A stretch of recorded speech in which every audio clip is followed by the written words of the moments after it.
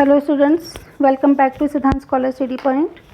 आज से हम शुरू करने जा रहे हैं एनटीए यूजीसी का नेट, जेआरएफ और सेट के लिए पेपर 2 हिंदी, जो नवीनतम पाठ्यक्रम के अनुसार है। इसकी इकाई 1 पढ़ेंगे आज हम। जो इसमें पहला जो चैप्टर है हिंदी भाषा और उसका विकास, तो ये इसका पार्ट 1 है। इस पार्ट 1 में हम देख लेते हैं कि हम क्या क्या पढ़ने वाले हैं।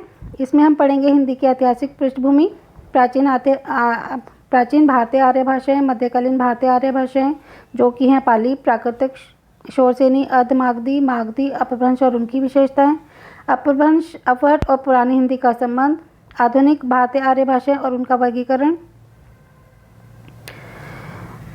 हिंदी का भौगोलिक विस्तार, हिंदी की उपभाषाएं, पश्चिमी हिंदी, पूर्वी हिंदी, राजस्थानी, बिहारी और पहाड़ी वर्ग और उनकी बोलियां, खड़ी बोली, ब्रिज और अवधि की विशेषताएं, हिंदी के विविध रूप जिसमें हिंदी, उर्दू, दक्खनी और हिंदुस्तानी, हिंदी का भाषिक स्वरूप जिसमें होगा हिंदी की स्वनिम व्यवस्था, खंडे और खंडेतर, हिंदी ध्वनियों के वर्गीकरण का आधार, हिंदी शब्द रचना, उपसर्ग, प्रत्यय, समास, हिंदी की रूप रचना, लिंग, वचन और कारक व्यवस्था के संदर्भ में संज्ञा, सर्वनाम, विशेषण और क्रिया रूप, हिंदी की वाक्य रचना आदि। फिर हम पढ़ेंगे हिंदी भाषा के विविध रूप, बोली, मानक भाषा, राजभाषा, राष्ट्रभाषा और संपर्क भाषा, संचार माध्यम और हिंदी, कंप्यूटर और हिंदी, हिंदी की संवैधानिक स्थिति, देवनागरी लिपि, विशेषताएं और मानकीकरण। तो ये इकाई 1 है और इसमें बहुत सारे पार्ट हैं। तो एक एक करके हम बुक से एक एक चीज़ को पढ़ेंगे, कोई भी चीज़ हम इसमें से स्किप नहीं करेंगे।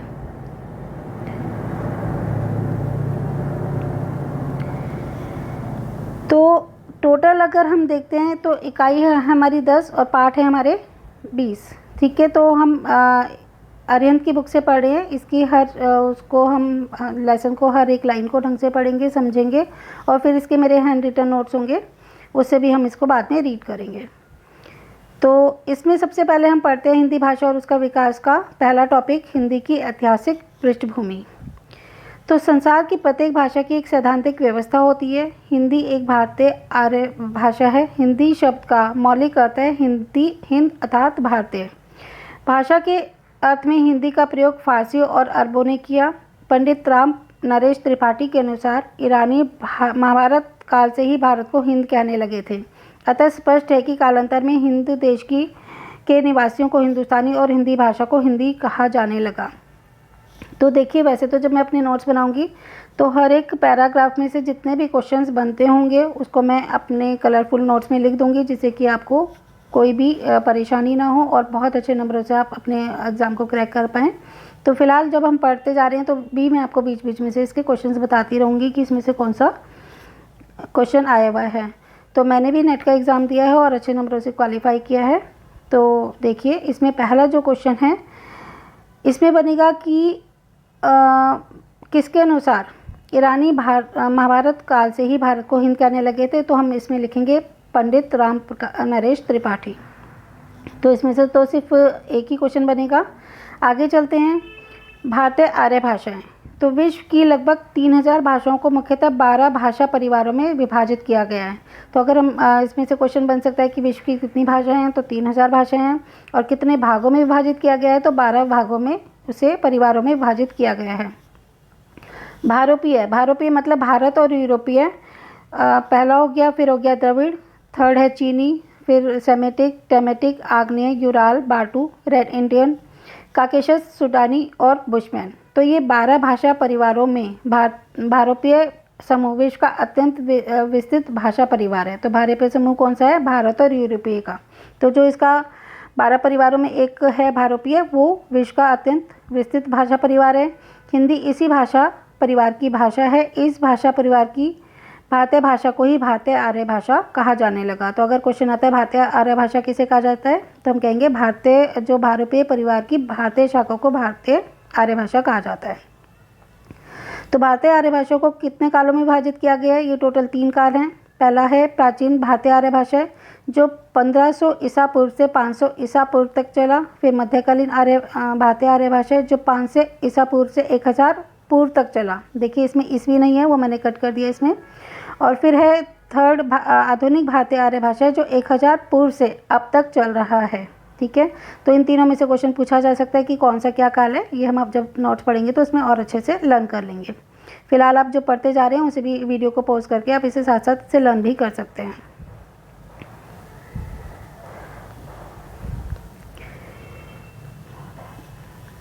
अब एक एक करके हम तीनों भाषाओं के बारे में पढ़ेंगे। जैसे कि भारतीय, प्राचीन भारतीय आर्य भाषाएं, इनका काल क्या था? इनका था 1500 ईसा पूर्व से 500 ईसा पूर्व तक। तो प्राचीन भारतीय आर्य भाषाओं को दो भागों, वैदिक संस्कृत और लौकिक संस्कृत में विभाजित किया गया। तो कितने कहाँ से क्वेश्चन जो बनेगा कि भारतीय आर्य भाषाओं को कितने भागों में विभाजित किया गया, तो हम लिखेंगे इसमें दो भागों में, वैदिक संस्कृत और लौकिक संस्कृत। वैदिक संस्कृत में आता है प्राचीन भारतीय आर्य भाषा का प्राचीनतम रूप वैदिक साहित्य में दृष्टिगोचर होता है। वैदिक संस्कृत को 3 भागों में विभाजित किया जा सकता है, संहिता, ब्राह्मण और उपनिषद। तो वैदिक संस्कृत कितने भागों में विभाजित है? वो 3 भागों में है। कौन कौन सी? संहिता, ब्राह्मण और उपनिषद। संहिता के अंतर्गत 4 वेद आते हैं, ऋग्वेद, यजुर्वेद, जिसको शुक्ल और कृष्ण वेद भी कहा जाता है, थर्ड है सामवेद और फोर्थ है अथर्ववेद। तो ऋग्वेद संस्कृत का प्राचीनतम ग्रंथ है। इसमें 10 मंडल, 1028 सूक्त और 10,580 ऋचाएँ हैं। ऋग्वेद में देवताओं की स्तुति से संबंधित श्लोक हैं।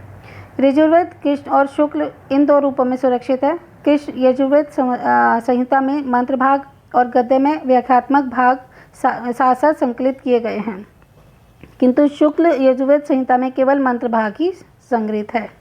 सामवेद, इसमें यागों मतलब यज्ञ में वीणा के साथ गाए जाने वाले सूक्तों को गे पदों के रूप में सजाया गया है। तो वीणा के साथ जो गे पद होते हैं उसके रूप में होता है, तो वो किसमें सजाया गया है? सामवेद में।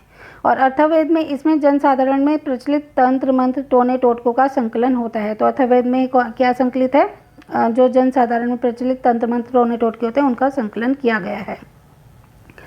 ब्राह्मण, प्रत्येक संहिता में अपने अपने ब्राह्मण ग्रंथ है। पहले ऋग्वेद, इसमें ऐतरेय ब्राह्मण है। शुक्ल यजुर्वेद में शतपथ ब्राह्मण है। कृष्ण यजुर्वेद में तैत्तिरीय ब्राह्मण है। सामवेद में तांडव और पंचाविश ब्राह्मण है और अथर्ववेद में गोपीय ब्राह्मण है।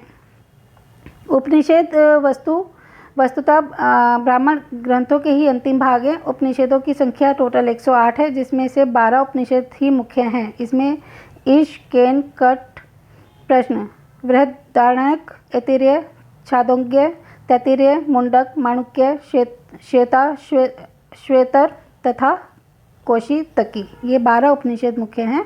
वैसे टोटल संख्या जो है वो 108 है। क्योंकि हमारा MCQ का पेपर है ये, तो कहीं से कुछ भी आ सकता है, तो हर चीज़ को बहुत ध्यान से पढ़ना होगा।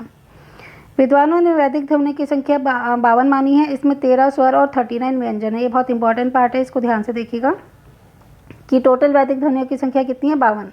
स्वर हैं उसमें 13 और व्यंजन है 39। तो स्वर में ए, आ, ई, उ, री, ऋणी, ऋ, ए, ओ, ए और औ आता है। और व्यंजन में क, ख, ग, घ, ण, च, छ, ज, झ, ण, ट, ठ, ड, ढ, ण, लह, ण, त, थ, द, ध, न, प, फ, ब, भ, म, य, र, ल, व, श, स और ह आते हैं। अनुस्वार होता है, विसर्ग होती हैं, जीवामूल्य होती है जिसमें क और ख, इन दोनों के नीचे देखो बिंदी आ रही है, और उपधान्य है जिसमें प और फ। तो वैदिक संस्कृत में टोटल 3 लिंग हैं, पुल्लिंग, स्त्रीलिंग और नपुंसकलिंग, तथा 3 वचन हैं, एक वचन, द्विवचन और बहुवचन का प्रयोग किया जाता है। तो ये था हमारी वैदिक ध्वनियों के बारे में। लौकिक संस्कृत के बारे में तो इसमें से क्वेश्चन बन सकता है, सॉरी ये थी हमारी वैदिक संस्कृत के बारे में। अब हम पढ़ेंगे लौकिक संस्कृत। लौकिक संस्कृत में पाणिनि की अष्टाध्यायी, पाणिनि एक विद्वान है, उनकी अष्टाध्यायी रामायण, महाभारत, पुराण आदि की रचना लौकिक संस्कृत में ही हुई है। लौकिक संस्कृत में केवल 48 वर्ण रह गए थे। लह, लह, जीवामूल्य, उपधमानीय के लुप्त हो जाने के कारण लौकिक संस्कृत में 48 ध्वनियाँ ही शेष रह गई। ऊपर हमने कितना पढ़ा था? ऊपर हमने पढ़ा था कि 52 ध्वनियाँ हैं जिसमें 13 स्वर और 39 व्यंजन थे। लेकिन लौकिक संस्कृत में 4 ध्वनियों का लोप रह गया, केवल 48 ही रह गई। लौकिक संस्कृत में वैदिक संस्कृत की अपेक्षा क्रिया रूपों और धातु रूपों में विशेष अंतर आ गया था। ये बहुत इंपॉर्टेंट है कि क्वेश्चन ये बन सकता है कि किसमें क्रिया रूपों और धातु रूपों में विशेष अंतर आ गया था? तो आप बोलोगे लौकिक संस्कृत में। चलिए आगे चलते हैं। तो वो थी प्राचीन भारतीय आर्य भाषाएं। अब हम पढ़ते हैं मध्यकालीन भारतीय आर्य भाषाएं, जिसका काल था 500 ईसा पूर्व से 1000 ईस्वी तक। तो भगवान बुद्ध के जन्म तक भारतीय आर्य भाषाओं के विकास के मध्यकाल में प्रवेश कर चुकी थी। भारतीय आर्य भाषा विकास के मध्यकाल में प्रवेश कर चुकी थी। 500 ईसा पूर्व से 1000 ईस्वी तक के 1500 वर्षों तक भारतीय आर्य भाषा विभिन्न प्राकृतकों और तथा अपभ्रंश के रूप में विकसित हुई थी। आधुनिक भारतीय आर्य भाषा की जननी बनी प्राकृतिक और अपभ्रंश के रूप में विकसित हो चुकी थी। वो आधुनिक भारतीय आर्य भाषा जो आजकल की भाषा है उनकी जननी बनी। तो आर्य भाषा के मध्यकालीन स्वरूप को 3 भागों में बांटा गया है, जिनका वर्णन निम्नलिखित है। नंबर 1 पाली।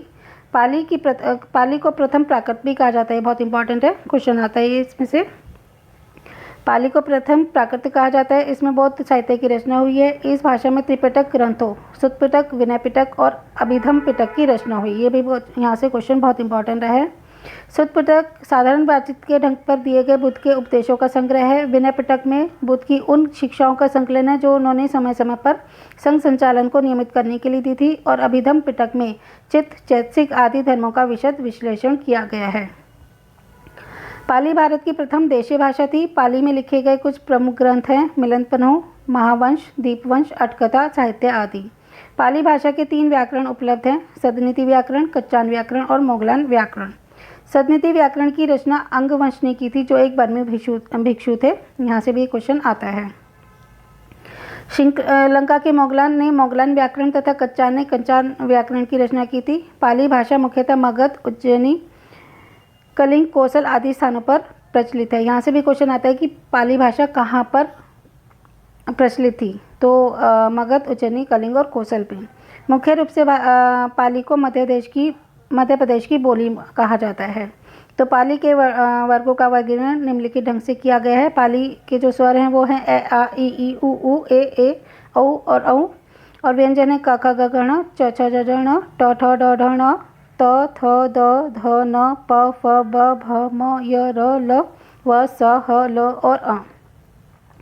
तो पाली के बारे में था ये, तो इसको आप अच्छे से एक बार फिर से पढ़ लीजिएगा। अब है प्राकृत। प्राकृतिक को द्वितीय प्राकृत कहा जाता है। पाली को प्रथम प्राकृत और प्राकृत को द्वितीय प्राकृत कहा जाता है। प्राकृत प्राचीन रूप से सर्वाधिक प्रचलित भाषा रही है। हेमचंद, मार्कंडेय आदि विद्वानों ने प्राकृतिक की उत्पत्ति संस्कृत से मानी है। ये क्वेश्चन इंपॉर्टेंट है। यहाँ से क्वेश्चन आता है कि हेमचंद, मार्कंडेय आदि विद्वानों ने प्राकृतिक की उत्पत्ति किससे मानी है। तो आंसर है संस्कृत। वरुचि ने सर्वप्रथम प्राकृतिक प्रकाश के नाम से प्राकृतिक व्याकरण लिखा तथा हेमचंद ने प्राकृतिक व्याकरण की रचना की। हेमचंद को प्राकृतिक के प्राणी की संज्ञा दी जाती है। तो हेमचंद को किसकी संज्ञा दी गई है। प्राकृतिक के प्राणी की। ये बहुत इंपॉर्टेंट क्वेश्चन है। वरुचि ने प्राकृतिक भाषा के 4 भेद माने हैं, महाराष्ट्री, पेशाची, मागधी और शौसेनी। परंतु हेमचंद ने अपने प्राकृतिक व्याकरण में प्राकृत को 3 वर्गों में वर्गीकृत किया है। अधमागी, जिसको आर्षी भी कहा जाता है, चूलिका, पेशाची और अपभ्रंश। भरत मुनि ने नाट्यशास्त्र की 7 प्राकृतों का उल्लेख किया है। शौसेनी, मागधी, अधमागधी, दक्षिणात्य, बाहलिक, अवंतिका तथा प्राच्य। साहित्यिक महत्ता की दृष्टि से शौसेनी, पेशाची, महाराष्ट्री, मागधी और अधमागधी मुख्य हैं। तो टोटल अगर साहित्यिक महत्ता की दृष्टि से देखेंगे इंपॉर्टेंट है, तो इसमें टोटल 5 आती हैं, शौसेनी, पेशाची, महाराष्ट्री, मागधी और अधमागधी। यहाँ से भी एक क्वेश्चन बनता है। अब हम पढ़ते हैं प्राकृतिक भाषा के प्रकार कितने हैं। तो जो भी हमने ऊपर कहा कि शौसेनी, पेशाची वगैरह, आप इसको डिटेल में पढ़ेंगे। तो प्राकृतिक भाषा के निम्नलिखित प्रकार हैं। नंबर 1 शौसेनी प्राकृतिक, जो कि शौसेनी प्राकृतिक मुख्यतः मथुरा के आसपास की बोली है। यह मध्य प्रदेश की प्रमुख बोली है। आचार्य भरत मुनि के अनुसार शौसेनी नाटकों के गद्य भाग की भाषा थी। तो भरत मुनि के अनुसार शौसेनी कौन से गद्य भाग की भाषा थी। नाटकों के गद्य भाग की। यहाँ से क्वेश्चन बनता है। बाद में इससे पंजाबी तथा अन्य हिंदी समूह की भी उत्पत्ति हुई। दिगंबर जैनाचार्यों ने अपने महाकाव्य जो लिखे हैं वो शौसेनी में ही लिखे। आधुनिक विद्वानों के अनुसार शौसेनी प्राकृतिक से ही आगे चलकर महाराष्ट्री प्राकृतिक का विकास हुआ। तो आधुनिक विद्वानों के अनुसार क्या है कि जो शौसेनी प्राकृतिक वही आगे चलकर महाराष्ट्री प्राकृतिक का विकास हुआ। इससे जैन साहित्य के अतिरिक्त कपूर मंजरी, जो कि राजशेखर ने लिखा है, चंद्रलेखा रुद्रदास का लिखा हुआ ग्रंथ है, आनंद सुंदरी, घनश्याम की आदि रचनाओं में भी शौसेनी प्राकृतिक का ही उपयोग हुआ। यानी कि जो आनंद सुंदरी, चंद्रलेखा और कपूर मंजरी है वो भी शौसेनी प्राकृत में ही लिखे गए हैं। अब है अर्धमागधी। अर्धमागधी मुख्यतः प्राचीन काल में मगध की साधारण बोलचाल की साहित्यिक भाषा थी। जॉर्ज ग्रियर्सन के अनुसार जो भी बात आती है उसको बहुत ध्यान से पढ़िएगा, इनसे क्वेश्चन आता है। तो जॉर्ज ग्रियर्सन के अनुसार अर्धमागधी मध्य देश शूरसेन या मथुरा तथा मगध के मध्यवर्ती देश कौशल या अयोध्या की भाषा थी। जैन धर्म के अंतिम 24वें तीर्थंकर स्वामी महावीर ने अपने धर्म उपदेश अर्धमागधी में ही दिए थे। इसी कारण इनके उपदेशों के संकलन को आगम कहा जाता है। आचार्य हेमचंद ने अर्धमागधी को आर्ष प्राकृत कहा है। जैनाचार्य ने भी अर्धमागधी को विभिन्न नामों से पुकारा, जैसे आदि भाषा, आर्ष, आर्षी आदि। नेक्स्ट है मागधी। मागधी प्राचीन काल से दक्षिण बिहार यानी कि मगध में प्रचलित थी। पाली त्रिपट में भगवान बुद्ध के उपदेशों की भाषा को मागधी कहा जाता है। अभी हमने पढ़ा था कि भगवान बुद्ध ने उपदेश दिए थे, वो कौन सी भाषा में दिए थे? मागधी में। मार्कंडेय ने मागधी की उत्पत्ति शोरसेनी प्राकृतिक से बताई है। अश्वघोष के नाटकों में मागधी प्राकृतिक के प्राचीनतम रूप में परिलक्षित होते हैं। तो अब अश्वघोष ने जो नाटक लिखे उन्होंने मागधी प्राकृतिक के प्राचीन रूप उनके नाटकों में परिलक्षित होते हैं। प्राकृतिक व्याकरण के अनुसार मागधी प्राकृतिक की विशेषता थी। इसमें रै के स्थान पर लय बोला जाता था। स, श और षटकोण वाले श के स्थान पर सिंपल श का उच्चारण तथा अकारण शब्दों के कर्ता कारक एक वचन की विभक्ति एक का प्रयोग, जैसे जन को जनी कहा जाता था। मुद्रा राक्षस, विशाखदत्त का लिखा हुआ और मत्स्य कंटिकम, शूद्रक आदि रचनाओं में यत तत् मागधी के दर्शन होते हैं। अब है पैशाची। यह उत्तर पश्चिम में कश्मीर के आसपास की भाषा थी। हानले ने इसे द्रविड़ों द्वारा प्रयुक्त भाषा तथा पुरुषोत्तम देव ने संस्कृत और शोरसेनी का विकृत रूप माना है। ठीक है, तो पुरुषोत्तम देव ने तो पैशाची को संस्कृत और शोरसेनी का विकृत रूप माना है, जबकि हानले ने इसे द्रविड़ों की भाषा माना है। पैशाची उन आर्य की भाषा है जिन्होंने आर्य संस्कृत को पूर्ण रूप से नहीं अपनाया था। इसके अवशेष चीन, तुर्किस्तान, काफिरस्तान, गांधार आदि में पाए गए शिलालेखों में मिलते हैं। पंजाब, सिंध, बलूचिस्तान और कश्मीर की भाषाओं में पैशाची का प्रभाव स्पष्ट लक्षित होता है। अब पढ़ते हैं हम महाराष्ट्री के बारे में। महाराष्ट्री हो गई हमारी साहित्यिक प्राकृतिक में। महाराष्ट्री प्राकृतिक सबसे सर्वाधिक विकसित है। प्राकृतिक व्याकरणों ने इसे आदर्श माना है। व्याकरणों क्या होते हैं? जो व्याकरण की सृष्टि करते हैं, और सबसे पहले उन्होंने ही इसका विवेचन किया था। संस्कृत नाटकों में प्राकृतिक पद रचना प्राय महाराष्ट्री में ही हुई है। काव्य भाषा के रूप में ये पूरे उत्तर भारत में प्रचलित रही है। कालिदास तथा हर्ष ने अपने नाटकों के गीत इसी भाषा में लिखा है। तो क्वेश्चन बन सकता है कि कालिदास और हर्ष ने अपने नाटकों के गीत किस भाषा में लिखे हैं? तो आंसर है महाराष्ट्री। तो जो हमने पढ़ा था इसकी पांचों भाषाएं हमने पढ़ ली। अब हम चलते हैं अपभ्रंश की ओर। तो अपभ्रंश भाषा मध्यकालीन आर्य भाषा की तीसरी अवस्था है। तो हमने प्रथम पढ़ ली, द्वितीय पढ़ ली, अब हम तीसरी भाषा पर आ गए हैं, तीसरी अवस्था पर। अपभ्रंश का शाब्दिक अर्थ है बिगड़ा हुआ या गिरा हुआ। आचार्य हेमचंद व वाग्भट ने अपभ्रंश को ग्राम भाषा तथा दंडी ने इसे अभिराधि की भाषा कहा है। तो क्वेश्चन आता है कि अभिराधि की भाषा अपभ्रंश को किसने कहा है? वो कहा है दंडी ने। अपभ्रंश शब्द का सर्वप्रथम उल्लेख पतंजलि ने अपने महाभाष्य में किया था। यहाँ से भी क्वेश्चन बनता है कि अपभ्रंश का सर्वप्रथम उल्लेख किसने किया? पतंजलि ने किया, और अगर किसमें किया तो महाभाष्य में किया। इस ग्रंथ में उन्होंने उदाहरण देकर अपभ्रंश संबंधी विचार स्पष्ट किए हैं। डॉक्टर उदय नारायण तिवारी ने अपनी पुस्तक हिंदी भाषा का उद्गम और विकास में अपभ्रंश का जन्मकाल 700 ईस्वी स्वीकार किया है। डॉक्टर नामवर सिंह ने भी अपने ग्रंथ हिंदी के विकास में अपभ्रंश का योगदान में अपभ्रंश का काल 700 ईस्वी स्वीकार किया है, जबकि डॉक्टर भोलानाथ तिवारी अपभ्रंश का जन्म 500 ईस्वी के आसपास मानते हैं। मार्कंडेय व इतर आचार्यों ने अपभ्रंश के कुल 3 भेद बताए हैं। पहला है नागर, जो गुजरात की बोली है, उपनागर राजस्थान की बोली है, और ब्राह्मण सिंध की बोली है। दुहा अर्थात दोहा भी मूलतः अपभ्रंश का ही छंद है। तो ये क्वेश्चन बहुत बार आया है कि दुहा या दोहा किसका छंद है? तो हमारा आंसर होगा अपभ्रंश का। अब अपभ्रंश की क्षेत्रीय रूप व भाषाएं, यहाँ से भी बहुत इंपॉर्टेंट है ये पार्ट, क्योंकि इसमें से भी क्वेश्चन आते हैं।